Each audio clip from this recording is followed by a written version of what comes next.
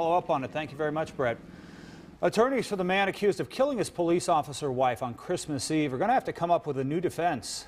A doctor determined that Ben Sebena was not out of his mind, as the defense had argued. But now tonight, it appears that another issue is creeping up, and this one could be a huge problem for the prosecution. Fox 6's Ashley Sears in court with all the new details. It is the Ben Sebena we continue to see, wheeled into court wearing a suicide vest. He sits before a judge accused of shooting and killing his wife, Wauwatosa police officer Jennifer Sebena. It happened on Christmas Eve.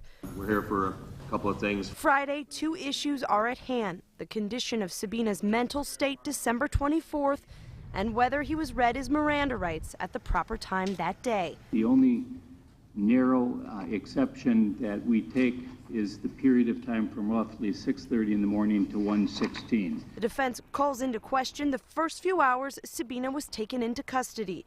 We hear what was said inside the police station that day. Ben was crying. He had his hands on his head and said, "She was helping me. She was always helping me.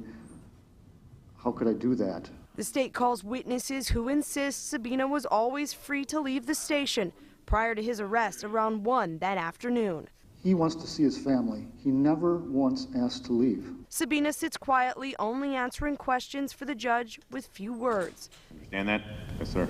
After Sebena waives his right to testify at the hearing, the judge moves on to a report regarding Sebena's plea, not guilty by reason of mental defect. The judge reads aloud from the court-appointed doctor's ruling. I believe to a reasonable degree of medical certainty that the defendant, Benjamin Sebena, was not suffering from a mental disease or defect. The judge holds off on a decision Friday. Sebena is wheeled out of the courtroom, awaiting a trial in early July.